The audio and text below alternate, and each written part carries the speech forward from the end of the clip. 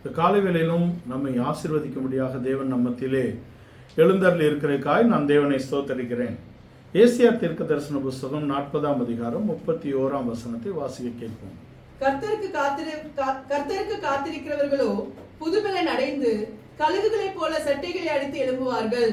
அவர்கள் ஓடினாலும் இளைப்படையார்கள், நடந்தாலும் சோர்ந்து போகார்கள். கர்த்தருக்கு காத்திருக்கிறவர்கள் புதுபலன் அடைந்து கழுகுகளைப் போல சட்டைகளை அடித்து எழும்புவார்கள்.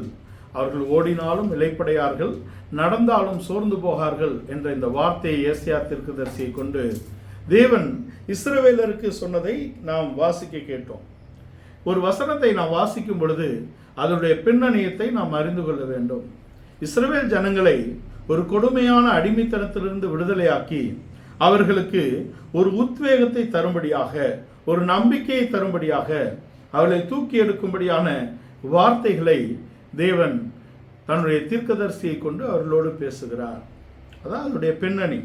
தேவன் அவர்களை ஆற்றும்படியாக, தேற்றும்படியாக, அவளுக்கு ஒரு நம்பிக்கையை கொடுக்கும்படியாக இந்த வார்த்தைகளை அவர் சொல்லுகிறார். கர்த்தருக்கு காத்திருக்கிறவர்கள் புதுபலன் அடைந்து கழுகுகளைப் போல சட்டைகளை அடித்து எழும்புவார்கள். அவர்கள் ஓடினாலும் இளைப்படையார்கள், நடந்தாலும் சோர்ந்து போகார்கள் என்று அவர் சொல்லுகிறதை நாம் பார்க்கிறோம். நம்முடைய வேதம் எபிரேய பின்னணியில் தான் அது எழுதப்பட்டிருக்கிறது என்பதை நாம் அறிந்து கொள்ள வேண்டும். ஒவ்வொரு மொழிக்கும் ஒரு சிறப்பு உண்டு. இந்த மூல மொழியின் சிறப்பு என்ன என்றால் அது verb based தான் இருக்குது. Hebrew languages verb based. அது வெர்பை பேஸாக கொண்டு இருக்கிறது என்பதை நாம் தெரிந்து கொள்ள வேண்டும். வினை சொல்லை அது அடிப்படையாக கொண்ட ஒரு மொழியாக இருக்கிறது என்பதை நாம் தெரிந்து கொள்ள வேண்டும். இந்த வசனத்திலே வினைகள் என்ன என்பதை நாம் பார்க்க வேண்டும்.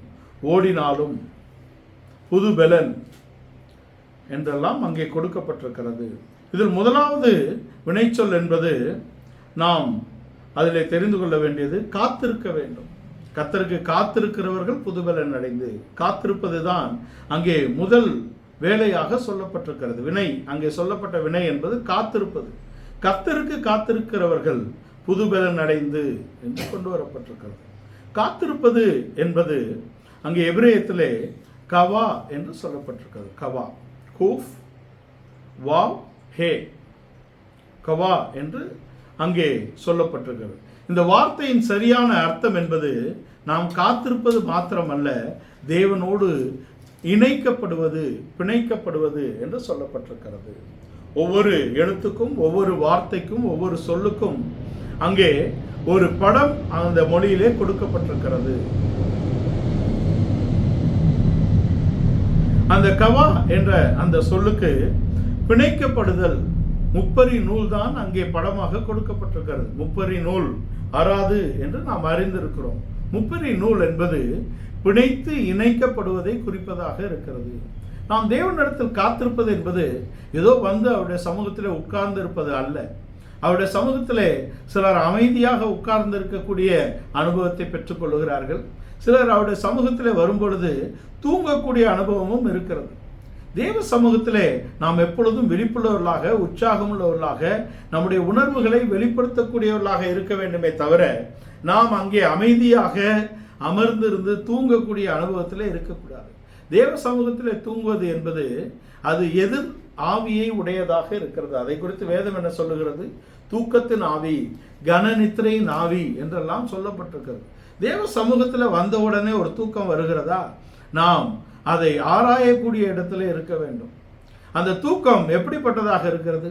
நான் கவனிக்காமல் தூங்குகிறேன், இல்லை நான் கவனித்து கொண்டிருக்கிறேன், கண்களை மூடி இருக்கிறேன், இப்படி பலவிதமான அனுபவங்களிலே நாம் இருக்கிறோம். அது ஒரு நித்திரை மயக்கத்தையும் ஒரு கன நித்திரையின் ஆவியையும் தான் நமக்குள்ளே கொண்டு வருகிறது. ஆவிக்குரியவர்கள் இப்படிப்பட்ட காரியங்கள் வரும்போது நம்மை நீதிகரிக்கிறவர்களாக இல்லாதபடிக்கு அதை ஆராய்ந்து சரி செய்து கொள்ளக்கூடியவர்களாக இருக்க வேண்டும். எப்படிப்பட்டவர் பேசினாலும், அவர் எப்படி பேசினாலும் அது தேவனுடைய வார்த்தை என்ற விழிப்போடு நாம் இருந்து அதை ஏற்றுக்கொள்ளக்கூடிய இடத்திலே நாம் இருந்தால்தான் நாம் ஆவிக்குரியவர்கள் என்ற இடத்துல இருக்கிறோம். தேவனுக்கு காத்திருப்பது என்பது என்ன என்றால் தேவனோடு இசைந்து இணைக்கப்பட்டு இருப்பது என்ற அந்த சொல்லின் அந்த மூல கருத்து அப்படிதான் இருக்கிறது என்பதை நாம் தெரிந்து கொள்ள வேண்டும். இதுதான் அங்கு முதல் வினை. காத்திருத்தல். யாருக்காக காத்திருக்க வேண்டும்? தேவனுக்காக நாம் கர்த்தருக்கு காத்திருக்கிறவர்கள் என்றுதான் சொல்லப்பட்டிருக்கிறது. இங்கே கர்த்தர் என்பது அங்க வினையாளன் என்று நாம் அறிந்து கொள்ளலாம். நாம் அவருக்கு தான் நாம் காத்திருக்க வேண்டும். அதான் நவுன். அங்க இந்த வினை நாம் தேவனுக்கு காத்திருப்பதை குறித்து இருக்கிறது. தேவனுக்கு காத்திருப்பது என்பது தேவனுடைய சமயத்துக்கும் தேவனுடைய சித்தத்துக்கும் தேவனுடைய திட்டத்துக்கும் நாம் காத்திருக்க வேண்டும் என்பதை அங்கே கருத்தாக நாம் எடுத்துக்கொள்ள வேண்டும். தேவ சமூகத்திலே நாம் தேவனுக்கு விழிப்போடும் உற்சாகத்தோடும் நம்முடைய உணர்வுகளை அவருக்கு வெளிப்படுத்தக்கூடிய இடத்திலும் அவருடைய ஆவிக்கு நாம் இசையக்கூடிய இடத்திலும் நாம் இசைந்து அவருடைய சமூகத்திலே காத்திருக்க வேண்டும். இரண்டாவது வினை அங்கே என்ன சொல்லப்பட்டிருக்கிறது என்றால் மாற்றிக்கொள்ளுதல், ரெனியூட், புது பலன் அடைந்து என்பது. அங்கே ஒரு ரெனியூவல் நடக்குது, அங்கே ஒரு புதுப்பித்தல் நடக்கிறது, அங்கே ஒரு மாற்றம் நடக்கிறது. அங்கே அவருக்கு காத்திருக்கிறவர்கள் ஒரு மாற்றத்தை அடைந்து கொள்ளுகிறார்கள் என்பது அங்கே சொல்லப்பட்டிருக்கிறது. அதற்கான எபிரேய வார்த்தை ஹலாப் என்று சொல்லப்பட்டது. ஹலாப், ஹே லாமெத் பே, ஹலாப் என்று சொல்லப்பட்டிருக்கிறது. இது தேவன் நம்மை நம்முடைய ஆவியிலும் நம்முடைய ஆத்மாவிலும் நம்முடைய சரீரத்திலும் நம்மை புதுப்பிக்க வல்லவராக இருக்கிறார். அவருடைய இரத்தத்தினாலே நாம் சுத்திகரிக்கப்படுகிறோம். அவருடைய ஆவியினாலே நாம் பலப்படுத்தப்படுகிறோம். நம்முடைய சரீரத்திலே அவருடைய உயிர்த்தெழுந்த வல்லமை பலன் செய்யக்கூடியதாக இருக்கிறது. கர்த்தருக்கு காத்திருக்கக்கூடியது என்பது அவருடைய வசனத்தினால் நம்முடைய மனது நிரம்பி இருக்க வேண்டும். அவருடைய அன்பினால் நம்முடைய இருதயம் நிரம்பி இருக்க வேண்டும். அப்பொழுதுதான் நம்முடைய சரீரத்தில் இருக்க சோர்வுகள் நீங்கி நாம் அவருக்கு காத்திருக்கக்கூடிய இடத்திலே வர முடியும். நம்முடைய மாம்சம் அது சோர்வுள்ளதாக இருக்கிறது, நம்முடைய ஆவியோ உற்சாகம் உள்ளதாக இருக்கிறது என்று வேதம் சொல்லுகிறோம். நம்முடைய ஆவியில் உள்ள உற்சாகம், நம்முடைய ஆவியிலே ஒரு புதுப்பித்தல் அங்கே நடக்க வேண்டும்.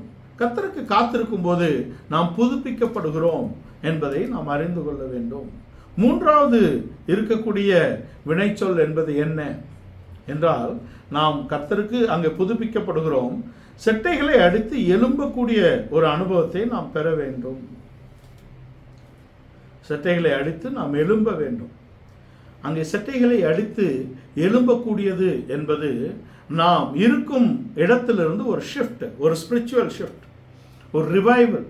நம்முடைய ஆவிக்குரிய வாழ்க்கையிலே ஒரு முன்னேற்றத்தை நாம் அடைந்து கொள்ள வேண்டும் என்பதாக இருக்கிறது. அதை நாம் தெரிந்து கொள்ள வேண்டும். நம்முடைய ஆவிக்குரிய வாழ்க்கையிலே ஒரு முன்னேற்றம் நமக்காக வைக்கப்பட்டிருக்கிறது. அடுத்தது ஓடுவது, அடுத்தது நடப்பது என்று ரெண்டு பக்கம் இருக்கிறது.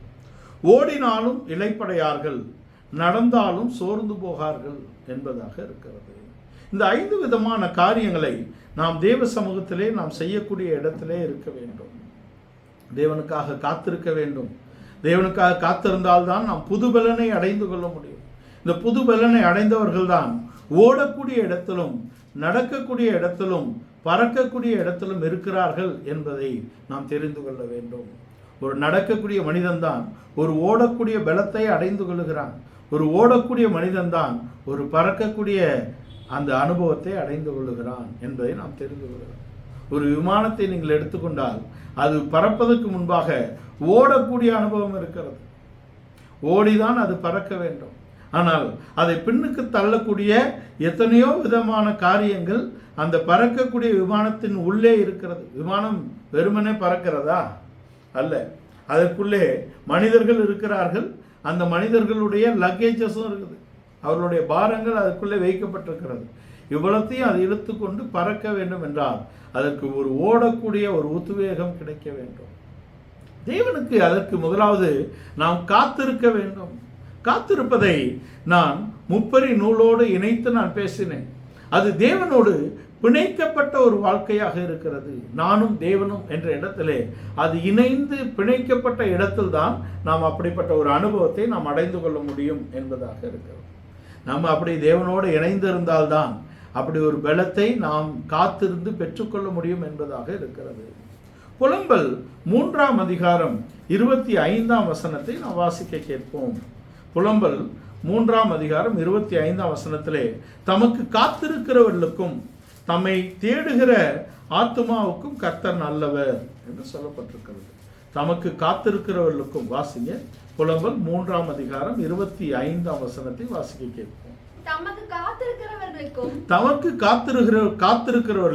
தம்மை தேடுகிற ஆத்துமாவுக்கும் கர்த்தர் நல்லவர். அவர் யாருக்கு நல்லவராக இருக்கிறார்? அவர் எல்லோருக்கும் நல்லவரா? இயேசு நல்லவர், கர்த்தர் நல்லவர் எழுதி போடுறாங்க. எல்லோருக்குமா என்றால் இல்லை. தமக்கு காத்திருக்கிறவர்களுக்கும் தம்மை உண்மையாய் தேடுகிற ஆத்மாவுக்கும் கர்த்தர் நல்லவராக இருக்கிறார். தமக்கு காத்திருக்கிறவர்களுக்கும் தம்மை தேடுகிற ஆத்மாவுக்கும் தான் அவர் நல்லவராக இருக்கிறார். அவரை தேடாத, அவருக்கு காத்திருக்காதவர்களுக்கு அவர் எப்படி நன்மையை கொண்டு வர முடியும்? அவர் எப்படி நல்லவராக இருக்க முடியும்? நம்முடைய வாழ்க்கையிலே நாம் தேவனுக்காக காத்திருக்கக்கூடிய, தேவனை நாம் தேடக்கூடிய ஒரு அனுபவத்தை ஒரு நாளும் விட்டுவிடக்கூடாது என்பதாக இருக்கிறது. தேவனை நாடி தேடக்கூடிய யாக்கோபின் சந்ததி என்று யாக்கோபின் குடும்பத்தை குறித்து சொல்லப்பட்டிருக்கிறது. கர்த்தருக்கு காத்திருக்கிறவர்கள் தான் இந்த பலனை அடைந்து கொள்ள முடியும். தமக்காக காத்திருக்கிறவர்களுக்கு தேவன் நன்மையை செய்யக்கூடிய நல்லவராக இருக்கிறார் என்பதை நாம் தெரிந்து கொள்ள வேண்டும். அதே சமயத்திலே சங்கீதம் 27ஆம் சங்கீதம் 14ஆம் வசனத்திலே கர்த்தருக்கு காத்திரு, அவர் உன் இருதயத்தை ஸ்திரப்படுத்துவார், திடமனதாய் இருந்து கர்த்தருக்கே காத்திரு என்று சங்கீதக்காரன் சொல்லுகிறார். கர்த்தருக்கு காத்திரு, அவர் உன் இருதயத்தை ஸ்திரப்படுத்துவார். நம்முடைய இருதயத்தை ஸ்திரப்படுத்தக்கூடிய தேவன், கர்த்தருக்கே நாம் காத்திருக்க வேண்டும் என்று சங்கீதக்காரன் சொல்லுகிறார். இதெல்லாம் காத்திருப்பதை குறித்ததாக இருக்கிறது. 37ஆம் சங்கீதத்திலே நீ கர்த்தருக்கு காத்திருந்து அவருடைய வழியை கைக்கொள், அப்பொழுது நீ பூமியை சுதந்தரித்துக் கொள்வதற்கு அவர் உன்னை உயர்த்துவார், துன்மார்க்கர் அறுப்புண்டு போவதை நீ காண்பாய் என்று சொல்கிறார். நாம் கர்த்தருக்கு காத்திருக்கும் போது அவர் இந்த பூமியை நாம் சுதந்திரித்து, நீதிமான்கள் இந்த பூமியை சுதந்திரித்துக் கொள்ளுகிறார்கள். யார் நீதிமான்கள்? கர்த்தருக்கு காத்திருக்கக்கூடிய நீதிமான்கள், கர்த்தருக்கு காத்திருந்து அவருடைய வழிகளை கை கொள்ளக்கூடியவர்கள். அதான் அவருடைய நீதியின் பாதை. அவருடைய நீதியின் பாதை எப்பொழுதும் வெளிச்சம் உள்ளதாக இருக்கிறது, பிரகாசிக்கக்கூடியதாக இருக்கிறது. நீதிமான்கள் அதிலே நடக்கக்கூடியவர்களாக இருக்கிறார்கள். அவருடைய வேதத்தின்படி நடக்கக்கூடிய உத்தம மார்க்கத்தார் என்று அவரை குறித்து 119ஆம் சங்கீதக்காரன் சொல்லுகிறார். 119ஆம் சங்கீதத்தில் சங்கீதக்காரன் அவருடைய வழிகளில் நடக்கக்கூடிய உத்தம மார்க்கத்தார், அவருடைய வேதத்தின்படி நடக்கக்கூடிய உத்தம மார்க்கத்தார், அவர்கள் பாக்கியவான்கள் என்று சொல்லப்பட்டிருக்கிறது. கர்த்தருக்கு காத்திருக்கக்கூடிய அனுபவம் எப்பொழுது வரும்? அவருடைய வார்த்தையிலே நாம் தியானிக்கக்கூடிய ஒரு அனுபவத்தை பெற்றுக்கொள்ள வேண்டும். அவருடைய வார்த்தையிலே நாம் அங்கே ஆறுதலை பெற்றுக்கொள்ளக்கூடிய, அவரை எப்பொழுதும் நாடி தேடக்கூடிய, அவருடைய சமூகத்தை எப்பொழுதும் நாடி தேடக்கூடியவர்களாக நாம் இருந்தால்தான் நம்முடைய வாழ்க்கையிலே அவரை நாம் சரியாக அடைந்து கொள்ள முடியும், அவருக்காக காத்திருக்க முடியும், அவரோடு இணைக்கப்பட முடியும் என்பதாக இருக்கிறது.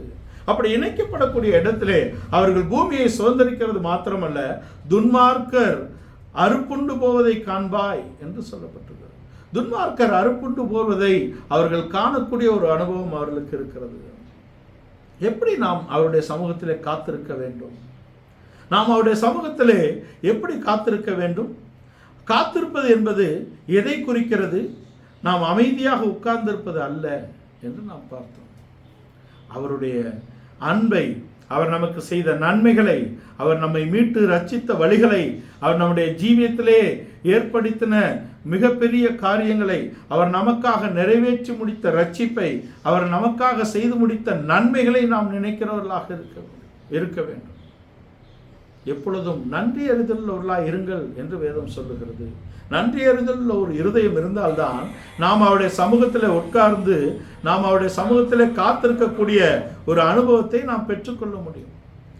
நாம் அவருடைய சமூகத்தில் உட்கார்ந்து அமர்ந்திருந்து அவருடைய பலத்தை நாம் அடைய வேண்டும் என்றால் அவர் நமக்கு தந்த ரட்சிப்பை நாம் தியானிக்க வேண்டும். அவர் நம்முடைய வாழ்க்கையிலே செய்த நன்மைகளை நாம் தியானிக்க வேண்டும். அவர் நமக்காக எத்தனையோ காரியங்கள் அவர் நம்முடைய வாழ்க்கையிலே நடப்பித்திருக்கிறார். அதையெல்லாம் நாம் நினைத்து அவரை நன்றியுள்ள இருதயத்தோடு அவரை துதித்து அவருடைய சமூகத்திலே நாம் காத்திருக்கும் பொழுது அந்த பலன் நமக்கு வருகிறதாக இருக்கிறது. நாம் பொறுமையோடே காத்திருக்க வேண்டும். சங்கீதக்காரன் சொல்கிறார், நாம் பொறுமையோடே காத்திருக்க வேண்டும். நான் தேவனை நோக்கி என் தேவனை நோக்கி என் ஆத்மா அமர்ந்திருக்கிறது. அவரால் என் ரட்சிப்பு வரும் என்று 62ஆம் சங்கீதத்திலே 1ஆம் வசனத்திலே சொல்கிறார். தேவனையே நோக்கி என் ஆத்மா அமர்ந்திருக்கிறது. தேவனையே நோக்கி என்ற ஓங்கார வார்த்தை என்பது அவரை மாத்திரமே நான் நோக்கி இருக்கிறேன் என்று சங்கீதக்காரனுடைய வார்த்தைகள் அர்த்தப்படுகிறது. தேவனையே நோக்கி என் ஆத்மா அமர்ந்திருக்கிறது, அவராலே என் ரட்சிப்பு வரும். மனிதனை நம்புவது விருதா. நாசியிலே சுவாசம் உள்ள மனிதனை நம்புவது விருதா. அது ஒரு சரியான அனுபவம் அல்ல. நமக்கு இருக்கக்கூடிய பலத்தை நாம் நம்புவது விருதா. நம்முடைய ஞானம், நம்முடைய பலம், நம்முடைய அறிவு, நம்முடைய படிப்பு, நம்முடைய காரியங்கள், நாம் சார்ந்திருக்கக்கூடிய மனிதர்கள், இவைகள் எல்லாம் ஒரு நாள் நம்மை ஏமாற்றக்கூடிய இடத்துல இருக்கிறது. நாம் யாரை நம்ப வேண்டும்? நாம் நம்முடைய வாழ்க்கையின் எல்லா சந்தர்ப்பத்திலும் கர்த்தரையே நம்ப வேண்டும். கர்த்தரை நோக்கி என் ஆத்துமா அமர்ந்திருக்கிறது, தேவனை நோக்கியே என் ஆத்துமா அமர்ந்திருக்கிறது, அவரால் என் ரட்சிப்பு வரும் என்று சங்கீதக்காரன் சொல்லுகிறார். இரண்டாவது, நான் பொறுமையோடே காத்திருக்கிறேன் என்று சொல்லுகிறார். 40ஆம் சங்கீதம் 1ஆம் வசனம் நாம் எல்லோரும் அறிந்திருக்கக்கூடிய வசனம். கர்த்தருக்காக பொறுமையோடே காத்திருந்தேன், அவர் என்னிடமாய் சாய்ந்து என் கூப்பிடுதலை கேட்டார் என்று சங்கீதக்காரன் சொல்றார். கர்த்தருக்காக நான் பொறுமையோடே காத்திருந்தேன். இந்த பொறுமை சவுலுக்குள் இல்லை. பலியிடுவதற்கு 7 நாள் பொறுத்திரு என்று சாமுவேல் சொன்ன பொழுது சவுலால் பொறுத்திருக்க முடியவில்லை. நீர் வருகிறதுக்கு தாமதிக்கிறது, எதிரிகள் நெருக்குகிறார்கள், ஜனங்களுடைய இருதயம் வலுவி போகிறது, நான் என் ஸ்தானத்தை காத்துக்கொள்ள வேண்டாமா? நான் ராஜா, ஜனங்கள் இருதயம் வலுவி போகிறது, எதிரிகள் நெருக்குகிறார்கள், சொன்னபடி நீர் வரல, அதனால் நான் துணிந்து பலியிட்டேன் என்று சொல்கிறான். துணிந்தேன் என்று அவன் வாயே அவனுக்கு எதிராக சாட்சியிடுகிறேன். நான் துணிந்து பலியிட்டேன். பொறுமையாக காத்திருக்கக்கூடிய ஒரு அனுபவம் சவுல் இடத்தில் இல்லை. ஆனால் தாவீது சொல்லுகிறார், நான் கர்த்தருக்காக பொறுமையோடே காத்திருந்தேன். தாவீது அபிஷேகம் பண்ணப்பட்டு எத்தனையோ ஆண்டுகள் அவன் பொறுமையோடே காத்திருக்கிறான். அபிஷேகம் பண்ண உடனே ராஜாவாயிட்டானா? இல்லை, அவன் பொறுமையோடே காத்திருக்கிறான். சவுலின் காலம் முடியும் வரை, சவுலின் குமாரரின் காலம் முடியும் வரை, அவனுடைய சத்துருக்கள் அனைவரும் தேவன் அழிக்கும் வரை அவன் பொறுமையாக காத்து கொண்டு இருக்கிறான் என்பதுதான் அவனுடைய பொறுமை. அந்த பொறுமைக்கு தேவன் ஒரு பரிசு அளிக்கிறார். அவன் சியோன் கோட்டையை கட்டி அதை மகாராஜாவின் நகரமாக்கினான். அவன் எபூசியரை எல்லாம் முறியடித்து அவருடைய கோட்டைகளை பிடித்து கொண்டான். இதான் அவன் பொறுமையாக இருந்தான். கவனமாக காத்திருக்க வேண்டும். இரண்டாவது, அங்கே முதலாவது நாம் தேவனுக்கே காத்திருக்க வேண்டும், தேவனையே நம்பி இருக்க வேண்டும். இரண்டாவது, தேவனுக்கு நாம் பொறுமையோடே காத்திருக்க வேண்டும். மூன்றாவது, நாம் கவனமாக காத்திருக்க வேண்டும். கவனமாக கர்த்தருடைய அறிவுரையை கேட்டு அதன்படி நடப்பதற்கு நாம் கவனமாக அவரிடத்திலே காத்திருக்க வேண்டும். அவருடைய அறிவுரைக்கு நாம் கவனமாக நம்முடைய சிந்தையை கீழ்ப்படுத்த வேண்டும். நீதிமொழிகள் 8ஆம் அதிகாரம் 33, 34, 35 வசனங்களிலே இதை குறித்து போடப்பட்டிருக்கிறது. 33ஆம் வசனத்திலே, நீங்கள் புத்தியை கேட்டு ஞானம் அடையுங்கள், அதை விட்டு விலகாதிருங்கள் என்று ஒரு எச்சரிப்பை அவர் கொடுக்கிறார். கவனமாக கர்த்தருடைய அறிவுரையை நாம் கேட்க வேண்டும். நீங்கள் கவனமாக கேட்டு, நீங்கள் புத்தியை கேட்டு ஞானம் அடைந்து அதை விட்டு விலகாது இருக்க வேண்டும். நாம் புத்தியை கேட்டு ஞானம் அடைந்த உடனே விலகி போகிறவர்கள் எத்தனையோ பேர் இருக்கிறாங்க. ஓரளவு தெரிந்த உடனேயே தங்களுக்கு எல்லாம் தெரிந்து விட்டது என்று நாம் நினைத்தால் நம்மை விட இழக்கக்கூடியவர்கள் ஒருவர் இருக்கிறார். நாம் புத்தியை கேட்டு ஞானம் அடைந்து அதை விட்டு விலகாது இருக்க வேண்டும். என் வாசற்படியில் நித்தம் விழித்திருந்து என் கதவு நிலையருகே காத்திருந்து எனக்கு செவி கொடுக்கிற மனுஷன் பாக்கியவான். 34ஆம் வசனத்தில் என் வாசற்படியில் நித்தம் விழித்திருந்து, அதான் 27ஆம் சங்கீதத்திலே சங்கீதக்காரன் சொல்லுகிறான், நான் கர்த்தருடைய ஆலயத்தில் தங்கி இருப்பதையே விரும்புகிறேன். அவருடைய ஆலயத்தில் தங்கியிருந்து அவருடைய தோராவை நான் ஆராய்ச்சி செய்ய வேண்டும். அவரை நாம் இன்னும் அறிந்து கொள்ள வேண்டும். அவருடைய வேதத்தை ஆராய்ந்து நான் இன்னும் அவரை கிட்டி சேர வேண்டும். அவன் ராஜா, ஆனால் அவன் ஆலயத்தை விரும்பினான். அவனுடைய விருப்பம் எல்லாம், அவனுடைய வாஞ்சையெல்லாம் தேவ சமூகமாகவே இருந்தது.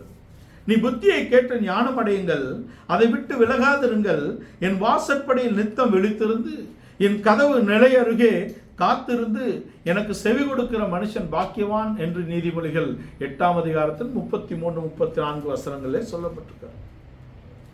அப்படி நித்தம் காத்திருந்தால் என்னை கண்டடைகிறவன் ஜீவனை கண்டடைகிறான், கர்த்தரிடத்தில் தயையும் பெற்றுக்கொள்வான் என்று சொல்லுகிறது 35ஆம் வசனம். நாம் ஞானத்தை கேட்டு புத்தியை கேட்டு புத்தியை கேட்டு ஞானம் அடைந்து அதை விட்டு விலகாது இருந்து ஞானத்தின் வாசற்படியை தேவனுடைய வாசற்படியிலே நாம் நித்தம் விழித்திருந்து அவர் கதவருகே காத்திருந்து அவருக்கு செவி கொடுக்கிற மனுஷன் பாக்கியவான். அவன் நித்தம் காத்திருக்கிறதுனாலே என்னை கண்டடைகிறான். ஞானத்தை கண்டடைகிறவன் ஜீவனை கண்டடைகிறான். ஞானத்தை கண்டடைகிறவன் ஜீவனை கண்டடைகிறான். அவன் ஜீவனை கண்டடைந்து கர்த்தரிடத்தில் தயையும் பெற்றுக்கொள்ளுகிறான் என்று சொல்லுகிறான். இது மூன்றாவது, அவருக்காக காத்திருப்பதிலே கவனமாக அவருடைய அறிவுரையை கேட்டு காத்திருக்கக்கூடிய ஒரு அனுபவம். நான்காவதாக, ஒரு எதிர்பார்ப்புடன் ஒரு பாதுகாப்பை நாம் கண்டடைய வேண்டும். ஒரு எதிர்பார்ப்புடன் நாம் காத்திருந்து ஒரு பாதுகாப்பை நாம் கண்டடைய வேண்டும். ஒரு எதிர்பார்ப்புடன் நாம் காத்திருக்கும் பொழுது ஒரு பாதுகாப்பு நமக்கு வரக்கூடியதாக இருக்கிறது. ஏசாயா 33ஆம் அதிகாரம் 2ஆம் வசனத்திலே, கர்த்தாவே எங்களுக்கு இரங்கும், உமக்கு காத்திருக்கிறோம். தேவரீர் காலையில் அவர்கள் புயமும் இக்கட்டு காலத்தில் எங்கள் ரட்சிப்புமாய் இரும். தேவரீர் காலையில் அவர்கள் புயமும் இக்கட்டு காலத்தில் எங்கள் ரட்சிப்புமாய் இரும் என்று சொல்கிறார். கர்த்தாவே எங்களுக்கு இரங்கும், உமக்கு காத்திருக்கிறோம். ஒரு எதிர்பார்ப்பு இல்லாத ஒரு மனிதன், ஒரு லக்கு இல்லாத ஒரு மனிதன் ஓட முடியுமா? ஒரு லக்கு இல்லாத ஒரு மனிதன் காத்திருக்க முடியுமா? ஒரு லக்கு இல்லாத ஒரு மனிதன் ஒரு முன்னோக்கி பயணிக்கக்கூடிய இடத்துல இருப்பானா? அப்படின்னா இருக்க முடியாது. நம்முடைய இலக்கு தேவனாக இருக்க வேண்டும். நம்முடைய இலக்கு தேவன் நம்முடைய வாழ்க்கையில் வைத்திருக்கக்கூடிய தெய்வீக திட்டம் என்ன என்பதை பற்றி இருக்க வேண்டும். அதற்கு நாம் தேவனை அறிகிற அறிவுக்கு வர வேண்டும். அவருக்காக காத்திருக்கக்கூடிய இடத்திலே இருக்க வேண்டும். அவருடைய ஆலோசனைகளை நாம் கேட்டு அதை கை கொண்டு அதை உறுதியாய் பற்றி கொள்ளக்கூடிய இடத்திலே இருக்க வேண்டும். அந்த எதிர்பார்ப்போடு ஒரு பாதுகாப்பை நாம் கண்டடைய வேண்டும் என்பதாக இருக்கிறது. கீழ்ப்படிதலுடன் வழிநடத்துதலை நாம் பெற்றுக்கொள்ள வேண்டும். ஐந்தாவதாக கீழ்ப்படிதலோடு ஒரு வழிநடத்துதலை நாம் பெற்றுக்கொள்ள வேண்டும். கீழ்ப்படிதல் இல்லாத ஒரு மனிதனை தேவன் ஒரு காலமும் நடத்த முடியாது என்பதை நாம் தெரிந்து கொள்ள வேண்டும். 25ஆம் சங்கீதத்தின் 5ஆம் வசனத்திலே, உம்முடைய சத்தியத்திலே என்னை நடத்தி என்னை போதித்தருளும். நீரே என் ரட்சிப்பின் தேவன், உம்மை நோக்கி நாள் முழுவதும் காத்திருக்கிறேன். தேவனால் என் ரட்சிப்பு வருகிறது என்று அறிந்த சங்கீதக்காரன், நான் உம்மை நோக்கி நாள் முழுவதும் காத்திருக்கிறேன். கீழ்ப்படிதலுடன் ஒரு காத்திருப்பு இருந்து நாம் ஒரு நடத்துதலை பெற்றுக்கொள்ள வேண்டும். கீழ்ப்படிதல் மனிதனை தான் தேவன் நடத்த முடியும். ஒரு கீழ்ப்படிதல் உள்ள இருதயம் அவனுக்கு இருக்க வேண்டும். தேவனுக்கு ஒரு மனிதன் கீழ்ப்படிந்து அவனுடைய இருதயத்தை அவன் கீழ்ப்படுத்தி அவனுடைய மனதை அவன் கீழ்ப்படுத்தினால்தான் தேவ சித்தம் என்ற இடத்துக்கு அவர் நம்மை நடத்த முடியும் என்பதாக இருக்கிறது. அதற்கு நாம் அவரை அறிய வேண்டும். சத்தியத்தை அறிவீர்கள், சத்தியம் உங்களை விடுதலையாக்கும். சத்தியம்தான் நம்மை விடுதலையாக்கக்கூடிய இடத்திலே இருக்கிறது. தெய்வீக ஞானம்தான் நம்மை விடுதலையாக்கக்கூடிய இடத்திலே இருக்கிறது. இதற்கு முன்பாக ஒரு மனித ஞானமோ ஒரு உலக ஞானமோ ஒரு எந்த விதமான பிரயோஜனமும் அற்றதாக இருக்கிறது என்பதை நாம் தெரிந்து கொள்ள வேண்டும். நாம் பின்னோக்கி ஓட முடியாது, நாம் முன்னோக்கி தான் ஓட முடியும். முன்னோக்கி தான் ஓட வேண்டும். நம்முடைய சொந்த பலத்தினாலே நாம் ஓட முடியாது. நம்முடைய சுய பலத்தினாலோ நம்முடைய சொந்த முயற்சியினாலோ நம்முடைய சொந்த அறிவினாலோ நாம் ஓட முடியாது என்பதை நாம் தெரிந்து கொள்ள வேண்டும். யோவான் எழுதின சுவிசேஷம் 15ஆம் அதிகாரத்திலே அவர் திராட்சை செடியை குறித்தும் அதை சார்ந்து இருக்கக்கூடிய கொடிகளை குறித்தும் அவர் பேசுகிறார். நானே திராட்சை செடி, நீங்கள் கொடிகள். ஒருவன் என்னிலும் நான் அவனிலும் நிலைத்திருந்தால் அவன் மிகுந்த கனிகளை கொடுப்பான். என்னை அல்லாமல் உங்களால் ஒன்றும் செய்யக்கூடாது. என்னை அல்லாமல், தேவன் இல்லாமல் என்னால் எதுவும் செய்ய முடியாது என்று நாம் முதலாவது நிச்சயிக்க வேண்டும். தேவன் இல்லாத ஒரு வாழ்க்கை ஒரு சூனியமான ஒரு வாழ்க்கை. அது ஒன்றும் இல்லை, அப்பிரயோஜனமானது, அது பிரயோஜனமற்றது. தேவனுள்ள ஒரு வாழ்க்கையை தான் நான் எப்பொழுதும் நாம் பற்றிக்கொள்ள வேண்டும். தேவனை சார்ந்துதான் நாம் வாழ வேண்டும். தேவன் தான் நம்முடைய அடிப்படை, அவர்தான் நம்முடைய வேர், அவர்தான் நம்முடைய செடி. அந்த செடியிலே நாம் கொடிகளாய் அவர்கள் நிலைத்திருக்க வேண்டும் என்பது தெய்வீக திட்டம். நானே திராட்சை செடி, நீங்கள் கொடிகள். ஒருவன் என்னில் நிலைத்திருந்தால், ஒருவன் என்னிலும் நான் அவனிலும் நிலைத்திருந்தால் அவன் மிகுந்த கனிகளை கொடுப்பான். ஒரு சுய பலமோ, ஒரு சொந்த முயற்சியோ, ஒரு சொந்த அறிவோ, உலக அறிவோ, ஒரு பாவமோ, ஒரு இச்சையோ, ஒரு மன்னிக்காத சுபாவமோ, இவைகள் எல்லாம் நமக்கு ஒரு தோல்வியை தான் கொண்டு வரும். இவைகளை நாம் அகற்றினால்தான் கிறிஸ்து நமக்கு மன்னித்தது போல நாம் மற்றவர்களுக்கு மன்னிக்கக்கூடிய வாழ்க்கை, கிறிஸ்து நமக்கு இறங்கினது போல நாம் மற்றவர்களுக்கு இறங்கக்கூடிய வாழ்க்கை, கிறிஸ்துவின் தன்மைகளை பிரதிபலிக்கும்படியாக நாம் அழைக்கப்பட்டிருக்கிறோம்.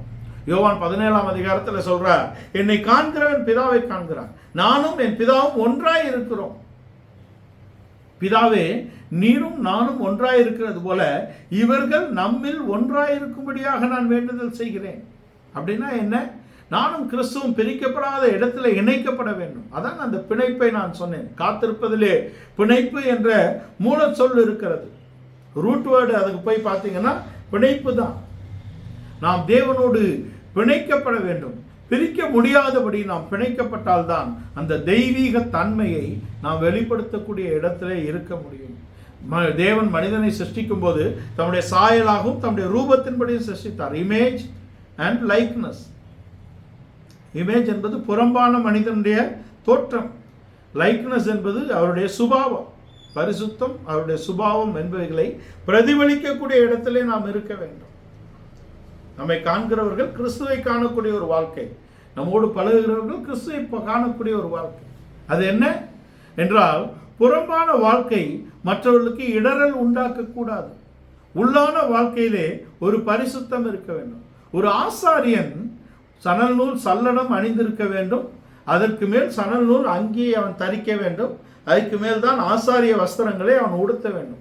சணல் நூல் சல்லடம் என்பது இடுப்பு முதல் முழங்கால் வரை இருக்கக்கூடிய trousers, half trouser, linen half trousers. சணல் நூல் சல்லடம் அது தேவனுக்கு முன்பாக ஒரு பரிசுத்த ஜீவியம். ஆனால் அதற்கு மேல் போடக்கூடிய அங்கி, அதற்கு மேல் போடக்கூடிய வஸ்திரம் என்பது மற்றவர்களுக்கு முன்பாக இடரலற்ற ஒரு வாழ்க்கை. தானியேலே, நீ இரவும் பகலும் ஆராதிக்கக்கூடிய ஒரு தேவன் உன்னை சிங்கங்களின் வாய்க்கு தப்புவிக்க வல்லவராக இருந்தாரா? இதான் ராஜாவின் கேள்வி. தானியேலின் பதில் என்ன? ராஜாவே, உமக்கு முன்பாகவும் தேவனுக்கு முன்பாகவும் நான் நீதிகேடு செய்யவில்லை. அப்படின்னா என்ன? நான் மனிதனுக்கு முன்பாக ஒரு இடரலற்ற வாழ்க்கை செய்திருக்கிறேன். தேவனுக்கு முன்பாக ஒரு பரிசுத்த ஜீவியம் இருக்கிறது. இந்த நீதியை தேவன் கருத்தில் கொண்டு அவருடைய இரக்கத்தினாலே என்னை விடுவிக்க அவர் வல்லவராக இருந்தார் என்பதுதான் அது தானியேலுடைய வாழ்க்கையாக இருக்கிறது. நாம் கர்த்தருக்கு காத்திருந்து அவர்கள் பலப்படக்கூடிய ஒரு வாழ்க்கையை நாம் பெற்றுக்கொள்ள வேண்டும். இந்த கர்த்தருக்கு காத்திருந்து புது பலன் அடைந்து என்பது என்ன? அந்த பலன் தான் பரிசுத்த ஆவியின் அபிஷேகமாக இருக்கிறது. நீங்கள் எருசலேமிலே போய் காத்திருங்கள். பலத்த காற்று போன்ற, இடி முழக்கம் போன்ற, அந்த மெல்லிய காற்று போன்ற அந்த அனுபவத்தை அவர்கள் அங்கே 120 பேர் பெற்றுக்கொண்டார்கள். நீங்கள் பலத்தின் மேல் பலன் அடைந்து நீங்கள் போய் எருசலேமில் காத்திருங்க. தேவ ஆவியின் அபிஷேகம் உங்களுக்கு கொடுக்கப்படும். நீங்கள் பலத்தின் மேல் பலன் அடைந்து யூதேயாவிலும் எருசலேமிலும் யூதேயாவிலும் சமாரியாவிலும் உலகத்தின் கடைசி பரியந்தம் எனக்கு சாட்சிகளாய் இருப்பீர்கள். மூல பாஷையில் இரத்த சாட்சிகளாய் இருப்பீர்கள். இரத்த சாட்சிகளாய் இருப்பீர்கள்னா நம்ம போய் தேவனுக்காக மரிக்கிறதா? அல்ல, தேவனுக்காக வாழ்வது. தேவனுக்காக மரிப்பது என்பது சுலபமான விஷயம். சுலபம் இல்லையா? ஒரே நிமிடத்தில் நீங்கள் கொல்லப்படலாம். அது ஒரு பெரிய விஷயம் இல்லை. தேவனுக்காக வாழ்வது தான் கடினமான வாழ்க்கை. நாம் தேவனுக்கு சாட்சிகள், கிறிஸ்துவுக்கு சாட்சிகளாய், கிறிஸ்துவை பற்றிய சாட்சிகளாய் நாம் வாழணும்னா நமக்கு பரிசுத்த ஆவியின் அபிஷேகம் வேண்டியதாக இருக்கிறது. கர்த்தருக்கு காத்திருக்கிறவர்கள் புது பலன் அடைகிறார்கள் என்பது என்ன? அந்த பலன், அந்த பலன் அது நம்முடைய ஆத்துமாவை பலனடைய செய்யக்கூடியதாக, நம்முடைய ஆவியை பலப்படுத்தக்கூடியதாக, நம்முடைய சரீரத்திலே ஒரு புதிய வல்லமை வரக்கூடியதாக இருக்கிறது. ஒரு வானூர்தி, ஒரு ஏரோப்ளேன், ஒரு வானூர்தி உயரே பறக்க வேண்டும் என்றால் புவியீர்ப்பு சக்தியை காட்டிலும் அதிகப்படியான சக்தி அதற்குள்ளே இருக்க வேண்டும். அப்பொழுதுதான் அதை எதிர்த்து அது பறக்க முடியும். நம்முடைய வாழ்க்கை ஒரு மேலான, ஒரு சாதாரண வாழ்க்கையிலிருந்து ஒரு மேன்மையான வாழ்க்கை இருக்க வேண்டும் என்றால், ஒரு சாதாரண வாழ்க்கையில ஜெயிக்கக்கூடியதை காட்டிலும் ஒரு மேலான வாழ்க்கை என்பது மிகவும் வல்லமை உள்ளதாக நாம் இருந்தால்தான் அப்படி ஒரு வாழ்க்கையை செய்ய முடியும். அப்படிப்பட்ட வல்லமை என்ன என்பதை நாம் தெரிந்து கொள்ள வேண்டும். 2 கொரிந்தியர் 4ஆம் அதிகாரத்திலே இருளில் இருந்து வெளிச்சத்தை பிரகாசிக்க செய்த தேவன் தம்முடைய முகத்துள்ள அறிவாகிய ஒளியை எங்கள் இருதயங்களே பிரகாசிக்க செய்தார்.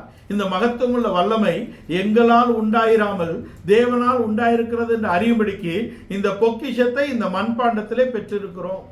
என்ன அந்த பொக்கிஷம்? இந்த பொக்கிஷத்தை இந்த மண்பாண்டத்திலே பெற்றிருக்கிறோம் என்பது பரிசுத்த ஆவியின் அபிஷேகமாக இருக்கிறது. இந்த பரிசுத்த ஆவியின் அபிஷேகம் நம்முடைய இருதயத்திலே ஊற்றப்படும் பொழுது நாம் ஒரு உத்வேகம் கொள்கிறோம். அந்த வல்லமை நம்மை நடத்தக்கூடியதாக இருக்கிறது. இங்கே நடப்பது, ஓடுவது, பறப்பது என்று 3 தன்மைகள் சொல்லப்பட்டிருக்கிறது. 3 வினைகள் இங்கே நடப்பதை நாம் வாசித்தோம். நடப்பது என்பது நாம் கிறிஸ்துவுக்காக வாழக்கூடிய ஒரு வாழ்க்கை.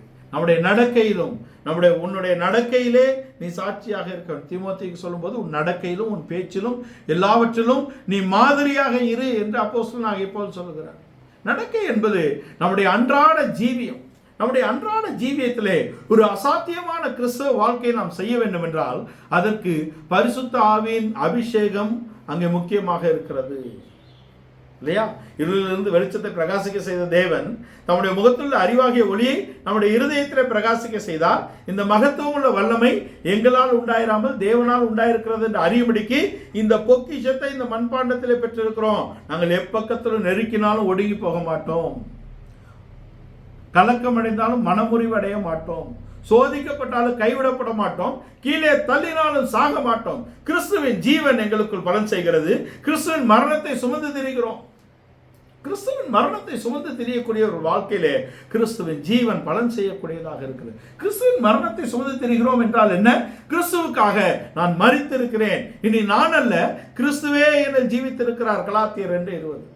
நான் இப்பொழுது பிழைத்திருப்பதோ என்னில் அன்பு கூர்ந்து எனக்காக தம் ஜீவனை கொடுத்த கிறிஸ்துவை நான் விசுவாசிக்கிறேன். அந்த விசுவாசத்தினாலே நான் பிழைத்திருக்கிறேன், அந்த நம்பிக்கையினாலே நான் பிழைத்திருக்கிறேன், அவர் தந்த அபிஷேகத்தினாலே நான் பிழைத்திருக்கிறேன்.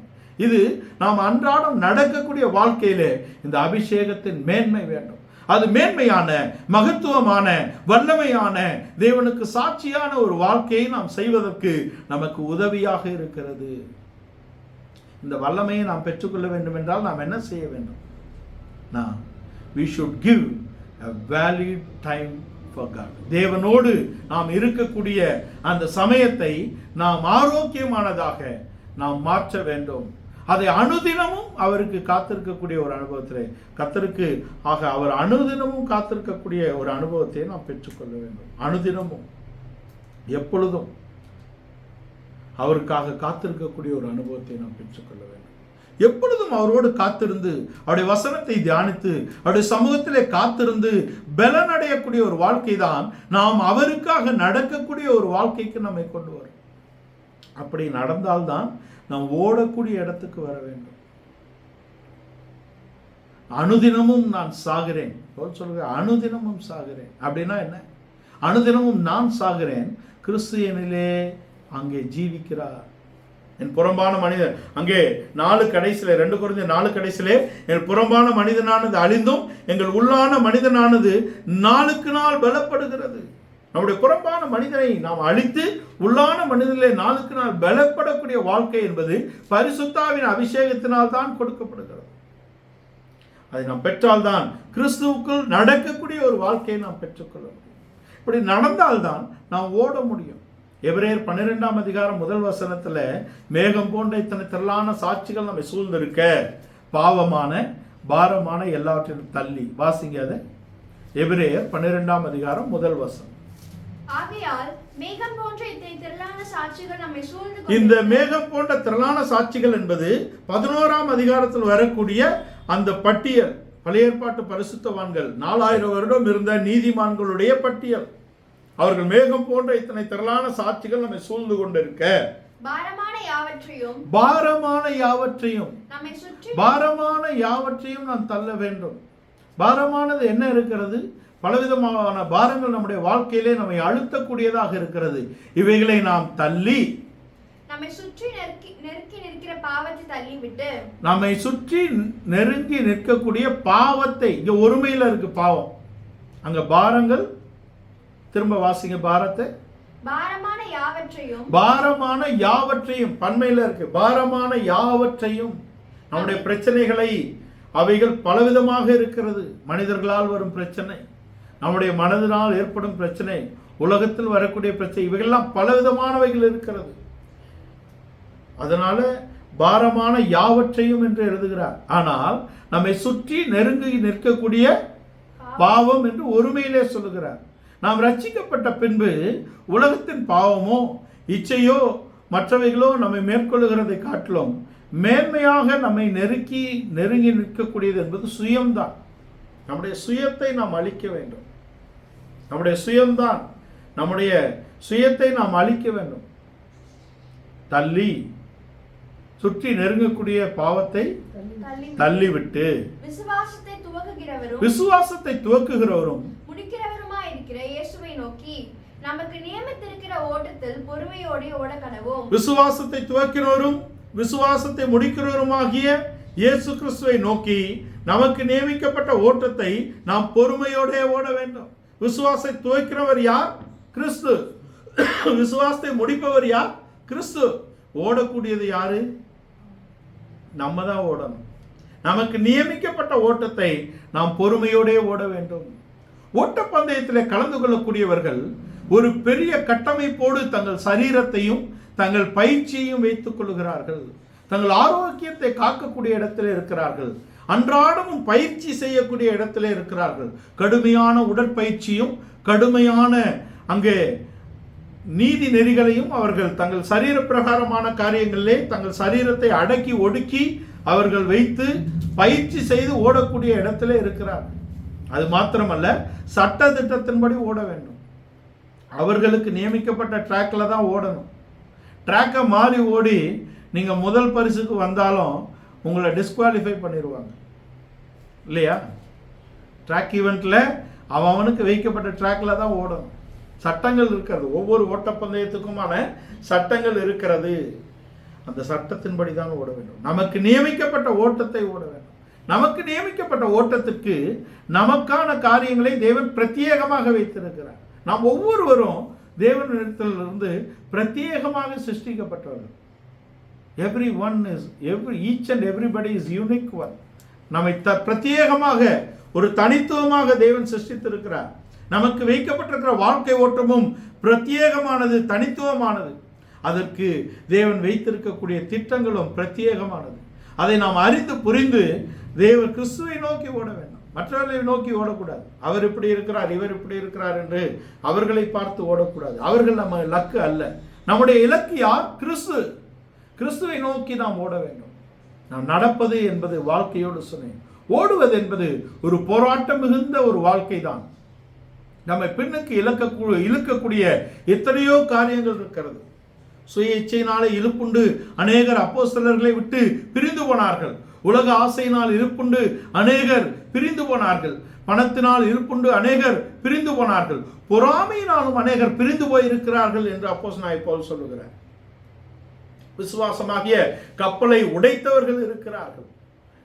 நம்முடைய வாழ்க்கையில் அப்படி இல்லாதபடிக்கு நாம் அவைகளை எல்லாம் களைந்து நாம் ஓடக்கூடிய இடத்திலே இருக்க வேண்டும்.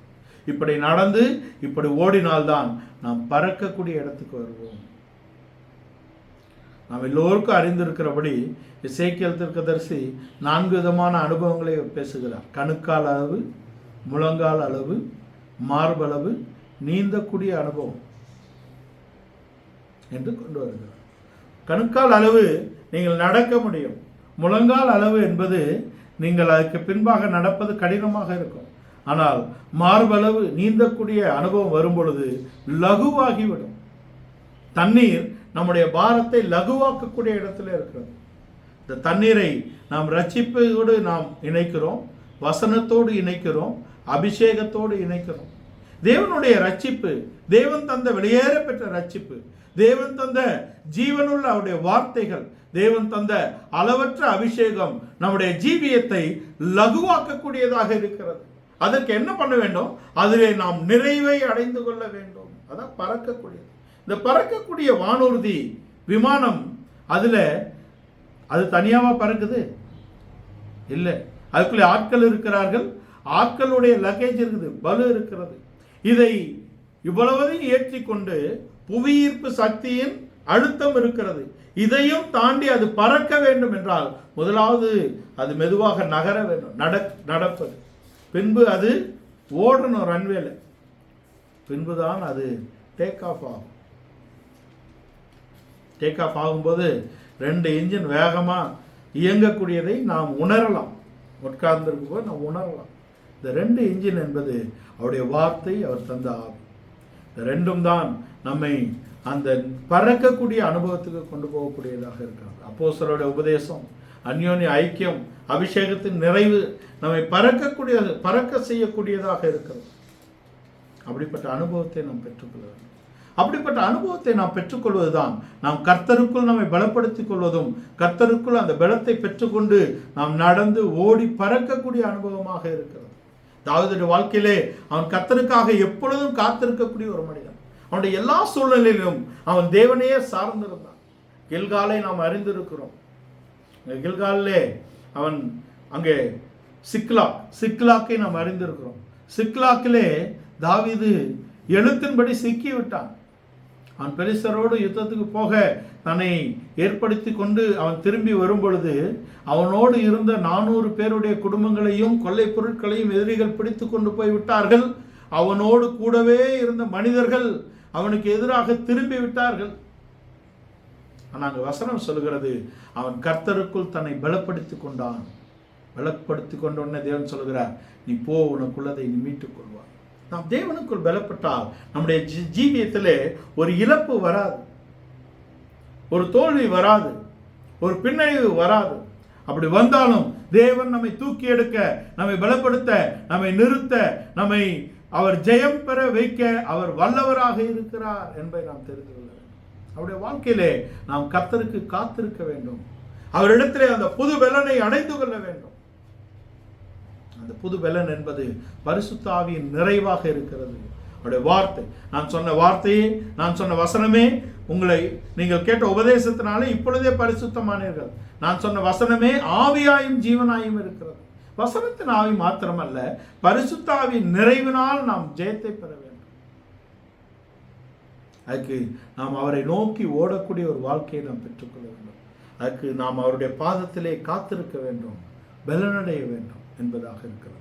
இந்த காலை வேளையிலே இந்த வசனங்களுக்கு நாம் முற்றிலுமாக ஒப்பு கொடுப்போம். நாம் கர்த்தரால் ரட்சிக்கப்பட்ட ஜனம், நாம் கர்த்தருக்காக முன்குறிக்கப்பட்ட ஜனம், நாம் கர்த்தர் முன்குறித்து முன்னறிந்து நம்மை சிருஷ்டித்த தேவனுடைய பிள்ளைகளாக நாம் இருக்கிறோம். நாம் அவருடைய பாதத்திலே காத்திருக்க வேண்டும், அவரோடு இணைக்கப்பட வேண்டும். அவருடைய பலத்தினாலே நாம் பலனடைய வேண்டும். நாம் நடக்கக்கூடிய, ஓடக்கூடிய, பறக்கக்கூடிய ஒரு அனுபவத்துக்கு தேவன் நம்மை நடத்துவார். பரிசுத்த ஆவியின் நிறைவை நம்முடைய ஜீவியத்திலே அடைந்து கொள்ள வேண்டும். உபதேசத்தின் தெளிவை நாம் அடைந்து கொள்ள வேண்டும். அதை நாம் தள்ளிவிடாதபடிக்கு, விட்டு விடாதபடிக்கு அந்த பாதையிலே நடக்கக்கூடிய ஒரு வாழ்க்கை. என்ன வந்தாலும் தேவனை நம்பி இருக்கக்கூடிய வாழ்க்கை. கர்த்தரை நம்பினவர்கள் வெட்கப்பட்டு போனதில்லை. அவருடைய முகத்தை நோக்கி பார்த்தவர்களுடைய முகங்கள் பிரகாசம் அடைந்தன. அவரை நம்பி ஒருவரும் கெட்டு போனது இல்லை. கர்த்தரை நம்பினோர் மாண்டதில்லை என்று சொல்லப்பட்டிருக்கிறது. கர்த்தரை நம்பினவர்கள் மாண்டதில்லை. கர்த்தர் நம்முடைய பட்சத்தில் இருந்தால் நாம் ஒருவருக்கும் பயப்பட வேண்டிய அவசியம் இல்லை. அதற்கு நாம் நம்முடைய வாழ்க்கையை தேவனுக்கு முற்றிலுமாக ஒப்பு கொடுக்க வேண்டும். தேவனுடைய பாதத்திலே நாம் காத்திருக்க வேண்டும். தேவனுடைய பலத்தினால் நாம் முடிசூட்டப்பட வேண்டும். அவருடைய பரிசுத்த ஆவியின் நிறைவு நம்முடைய இருதயத்திலே ஊற்றப்பட வேண்டும். அந்த நம்பிக்கை நம்மை வெட்கப்படுத்தாது என்று சொல்லப்பட்டிருக்கிறது. நம்முடைய சரீரத்திலே ஒரு உயிர் தெழுந்த வல்லமை வரும்படியாக நம்முடைய மனது அவருடைய வசனத்தினால் நிரப்பப்பட வேண்டும். நம்முடைய இருதயம் அவருடைய அபிஷேகத்தின் நிறைவினால் நிரப்பப்பட வேண்டும். நம்முடைய சரீரத்திலே ஒரு உயிர் தெழுந்த வல்லமை பலன் செய்யும். காலையிலே இந்த வசனங்களுக்கு முற்றிலுமாக நம்ம ஒப்பு கொடுப்போம்.